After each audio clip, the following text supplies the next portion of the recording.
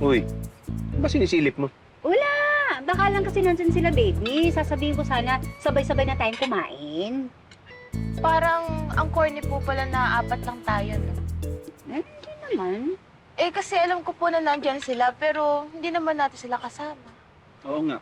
Para saan pa yung sabay-sabay tayong pumunta dito tapos sabay-sabay di sila mawawala? Eh, syempre, nai-excite lang din yung mga yun. Eh, talaga namang maganda rito. Hindi. Parang tama yung anak mo eh. Parang mas maganda nga kung magkakasama yung mga taga-opisina at yung mga nasa bahay. Eh, tayo kung magpa-games po kaya kayo. Game. Rich, Uy, ikaw lang? Saan sama mo? hindi ko nga alam eh. Sige, pagka nakita mo, sabihan niyo yung mga taga-opisina. Sabihin niyo, magsasama-sama tayo, magpapagames ako.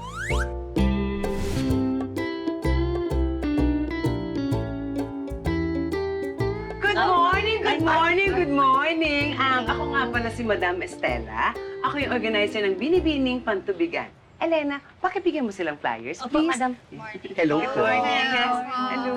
Yan. Sali kayo, ha? Be! Binibining. Ay, nabanggit ni Paige. Magpapagames daw siya sa pool area. Oh, I love it. Will Chito be there? Kaya huwag kayo aris dito, ha? May pa-premyo ba si sir? Ito naman. Siyempre may premyo o wala, dapat sumali tayo, di ba? Si Sir Pepito nga ang gumastos dito lahat sa atin. Tama. Yung bang Sir Pepito na sinasabi niyo, siya ba yung nanalo sa loto? Si Pepito Manaloto? Stop na kayo? Oh, yes. Proudly standing before you are the beautiful employees of PM Mineral Water Philippines! Napakabongga! Sigurado akong bagay na bagay kayo dito sa Binibining Pantubigan. Sumali kayo, ha? Ay, miski hindi kami taga rito, ha? Ay, oo. Open po ito sa lahat. Even sa guest ng resort, pwedeng sumali. Ang saya, di ba? Wait, but I didn't bring a gown. Ay, don't worry, Iya. Walang long gown competition. Swimwear at resort wear. Yung mga suot nyo, pwedeng-pwede yan. Halika dito, Iya. Halika, Iya. Beautiful. Ikot. Ang beautiful. Ang ganda. Ang ganda. Ang ganda. Pasok. Laban na laban ka. Join ka na. Uy, bongga! Lahat pwede sumali. Diyan na sali tayo. Hey. Pwede mo ba sumali kahit may asawa na? Ay, pwedeng-pwede. Uso yan ngayon. Yan yung tinatawag na inclusivity. Ay, paano po ako pwede? Ay, pwede naman. Diyos me, ito nga si Elena, nanalo pa. Wala kaming height requirements. So may laban ka ba? Laban na laban. Elena? Opo, madam. Give your beauty a fighting chance! Ano, fight? Fighting! Malapit dito ang Pampanga River tsaka yung Pantabangan Dam. Tapos dito naman yung Sierra Madre. Hanggang saan po abot tong resort? Itong lugar namin malaki talaga. Bale, 25,000 square meters. What? Laki pala, no? Kilala niyo ba yung may-ari dito? Opo, ako na kasi yung katiwala nila. Kasi mula nung tinayo itong resort na to, family ko kasi dito na nakatira. Kaya panahon pa ng Kastila. Di kilalang kilala niyo na po pala tong lugar na to. Kilalang kilala.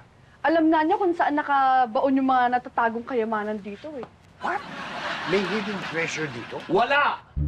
Ikaw ilang beses ko ba sasabihin sa'yo na huwag mo ikikwento yung mga bagay na hindi totoo. Sorry naman po. Matagal na ho kasi kwento-kwento yun dito. Kwentong kutsero lang yun. Please, huwag na ho kayong maniwala sa batang to. Anyari doon? Naku, ganun ho talaga yun, lalo na kapag nababanggit yung nakatagong kayamanan. Anong klaseng treasure na pinag-uusapan natin? Ang sabi po kasi ng mga matatanda dito, nung panahon ng gera, bago pumunta yung mga Hapon, itinago daw po ng mga pari yung mga ginto sa loob ng simbahan. Ginto? Anong klaseng ginto? Yung krus, yung suot ng mga rebulto, pati nga raw po yung kandelabra noon, may ginto. Alam mo ba kung saan nakabaon yung treasure? Naku, wala pa pong nakakaalam eh. Pero may pinaghukayan po dati. Wala naman po silang nakita.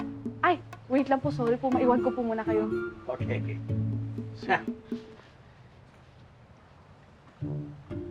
Naisip mo ba yung naisip ko? Hindi po. Kaya mo naman, hindi pa kailangan mo ng pera. Ihanapin natin yung treasure. Ha? Tommy! Hi! Hi! Basta huwag mo sabihin parang alam natin, ha? Punta kayo dito sa swimming pool! Sige, sunod kami. Okay. Siyempre, basta 50-50 tayo, ha? Deal. Anytime, anyone, anyhow. Halika manood at sumigaw. Anywhere in the world, everybody in the house.